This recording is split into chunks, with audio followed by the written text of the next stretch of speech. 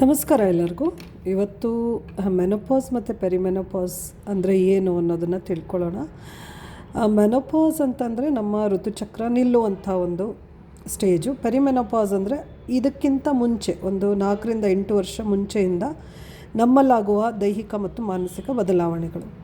So ನಮಗೆ ಎಷ್ಟೋ ಜನರಿಗೆ ಗೊತ್ತಾಗಲ್ಲ ಏನಾಗ್ತಾ ಇದೆ ಅಂತ. ಯಾಕೋ ಸುಸ್ತಾಗ್ತಾ ಇದೆ, ಮೂಡಿಲ್ಲ, ನಿದ್ರೆ ಬರ್ತಾ ಇಲ್ಲ, ಹೊಟ್ಟೆ ಹಸಿವಿಲ್ಲ ಅನ್ನೋವಂಥ ಒಂದು ತುಂಬ ಒಂಥರ ದಿಗ್ಲಾಗೋದು, ಅಂದರೆ ಆ್ಯಂಗ್ಸೈಟಿ ಆಗುವಂಥದ್ದು, ಇಂಥದ್ದೆಲ್ಲ ಆಗ್ತಾ ಇರುತ್ತೆ. ಯಾಕೆ ಅಂತ ಗೊತ್ತಿರಲ್ಲ, ಕೆಲಸದಲ್ಲಿ ಇಂಟ್ರೆಸ್ಟ್ ಇರೋದಿಲ್ಲ. ಸೊ ಇದೆಲ್ಲ ನನ್ನ ಎಕ್ಸ್ಪೀರಿಯನ್ಸ್ ಕೂಡ ಆಗಿರೋದ್ರಿಂದ ಇದನ್ನು ನಾನಿಲ್ಲಿ ಶೇರ್ ಮಾಡ್ತಾ ಇದ್ದೀನಿ.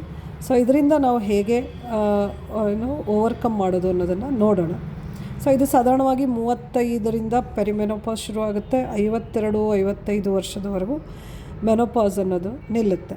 ಸೊ ಈ ಒಂದು ಬದಲಾವಣೆಯ ಸಮಯದಲ್ಲಿ ಏನೇನೆಲ್ಲ ಆಗುತ್ತೆ ಅಂದರೆ ಇರ್ರೆಗ್ಯುಲರ್ ಪೀರಿಯಡ್ಸ್ ಆಗುತ್ತೆ.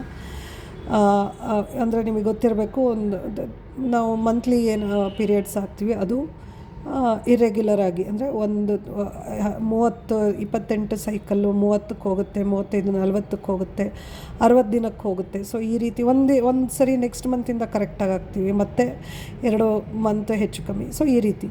ಆಮೇಲೆ ಮೂಡ್ ಸ್ವಿಂಗ್ಸ್ ಆಗುತ್ತೆ. ಇದ್ದಕ್ಕಿದ್ದಾಗೆ ಕೋಪ ಬರೋದು, ಕಿರ್ಚಾಡೋದು, ಕಾರಣ ಇಲ್ಲದೆ ಮನೆಯವರ ಮೇಲೆ, ಮಕ್ಕಳ ಮೇಲೆ, ಅಥವಾ ಹೊರಗಡೆ ನಾವು ವರ್ಕ್ ಮಾಡ್ತಾ ಇರ್ತೀವಿ ಅಲ್ಲಿ ಸಿಟ್ಟು ಬರೋದು, ಮೂಡ್ ಸ್ವಿಂಗ್ಸ್ ಆಗುತ್ತೆ. ಹಾಟ್ ಫ್ಲ್ಯಾಶಸ್, ಬೆವರು ಬರುವಂಥದ್ದು ಒಂದು ಇದಾದರೆ. ಸ್ಲೀಪ್ ಇಶ್ಯೂಸು, ನಿದ್ದೆ ಬರದೇ ಇರೋವಂಥದ್ದು. ಈಗಿನ ಕಾಲದಲ್ಲಂತೂ ಮೊಬೈಲ್ ಇರೋದ್ರಿಂದ ಸೊ ಆ ಒಂದು ಕಾರಣವೂ ಇರುತ್ತೆ. ಅದರ ಜೊತೆಗೆ ಫಟೀಗು, ಸುಸ್ತಾಗುವಂಥದ್ದು, ನಾವು ಬೇಗ ಸುಸ್ತಾಗ್ತೀವಿ, ಮುಂಚಿನಷ್ಟು ಎನರ್ಜಿ ಇರೋದಿಲ್ಲ. ಸೊ ಈ ಎಲ್ಲ ಮೇಲಿನ ಲಕ್ಷಣಗಳು ಚೇಂಜ್ ಆಗುತ್ತೆ. ಒಬ್ಬೊಬ್ಬರು ದೈಹಿಕ ಲಕ್ಷಣಗಳು ಅಥವಾ ವಯಸ್ಸಿನ ನಾನೀಗೇನು ಹೇಳಿದೆ ಏಜು, ಇದು ಕೂಡ ಚೇಂಜ್ ಆಗಬಹುದು. ಸೊ ಒಬ್ಬೊಬ್ರದ್ದು ಒಂದೊಂದು ದೇಹ ಲಕ್ಷಣ ಇರುತ್ತೆ, ದೈಹಿಕ ಲಕ್ಷಣ ಇರುತ್ತೆ. ಸೊ ಏನು ಮಾಡಬೇಕು ಇದಕ್ಕೆ? Listen to your body, take rest. So ನಿಮಗೆ ಸುಸ್ತಾದಾಗ ಮನೆಯವರಿಗೆ ತಿಳಿಸಿ, ನನಗೆ ಆಗ್ತಾಯಿಲ್ಲ, ಸುಸ್ತಾಗ್ತಾ ಇದೆ ಅಂಥೇಳಿ ರೆಸ್ಟ್ ತೊಗೊಳ್ಳೋವಂಥದ್ದು. ಅಥವಾ ನಿಮ್ಮ ವರ್ಕ್ ಪ್ಲೇಸ್ನಲ್ಲಿ ಅನುಕೂಲ ಆದರೆ ಸೊ ಸ್ವಲ್ಪ ಆ ಟೈಮ್ನಲ್ಲಿ ಒಂಚೂರು ಅರ್ಥ ಮಾಡ್ಕೊಳ್ಳೋರಿದ್ದರೆ ಒಂಚೂರು ಹೇಳಿಬಿಟ್ಟು ನೀವು ರೆಸ್ಟನ್ನು ತೊಗೊಳ್ಳೋದು, ಅಥವಾ ಕಡಿಮೆ ಒಂದು ಲೋಡನ್ನು ತೊಗೊಳ್ಳೋದು ಮಾಡ್ಬೋದು.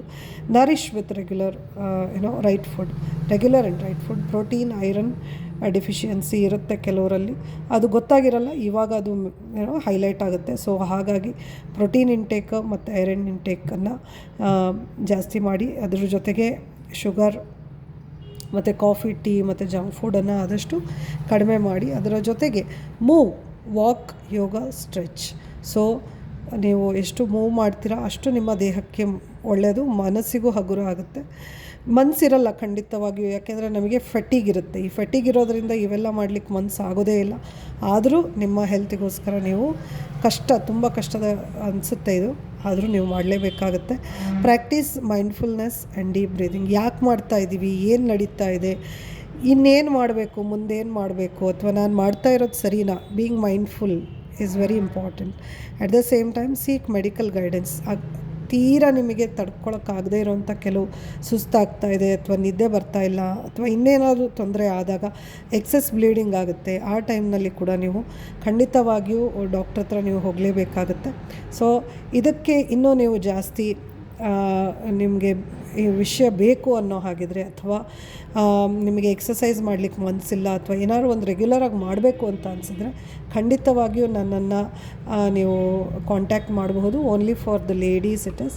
So you can call me at this number.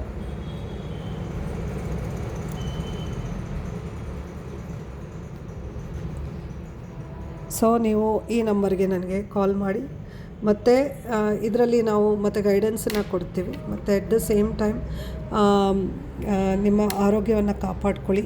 ನಿಮ್ಮ ದೈಹಿಕ ಮತ್ತು ಮಾನಸಿಕ ವೆಲ್ನೆಸ್ ಈಸ್ ವೆರಿ ಇಂಪಾರ್ಟೆಂಟ್.